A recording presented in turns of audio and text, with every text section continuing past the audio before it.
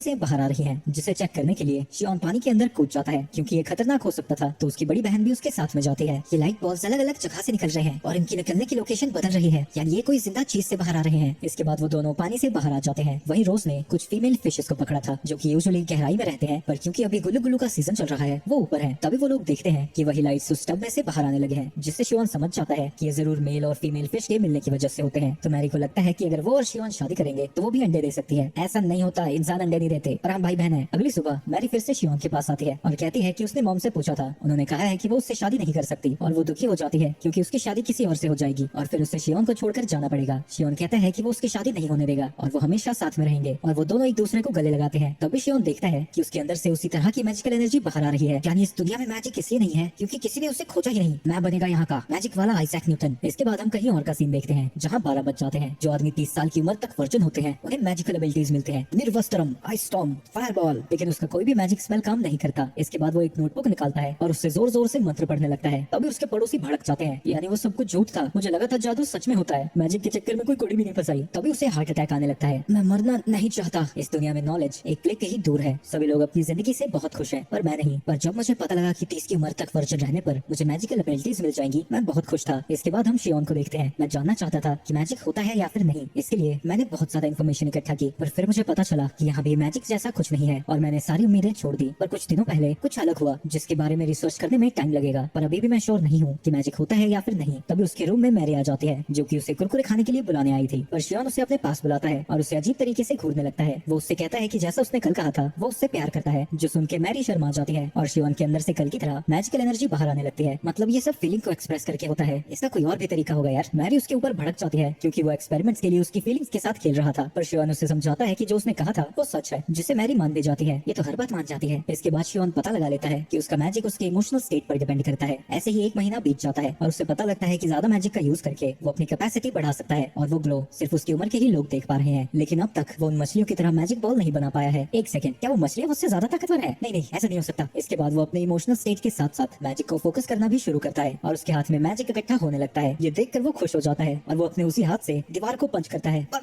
चोट लग रही है। इसके बाद वो अपनी नई इन्वेंशन को कलेक्शन मैजिक नाम देता है। तो उसके डैड उन तीनों को ट्रेनिंग के लिए लेकर आए थे, जहाँ शियोन और रोज का आज पहला दिन है। पर शियोन को ये सारी वक्त की बर्बादी लग रही थी। उसे तो अपने मैजिक को सीखने में टाइम लगाना चाहिए। वहीं थोड़ी देर में ही वो थक कर नीचे गिर जाता है।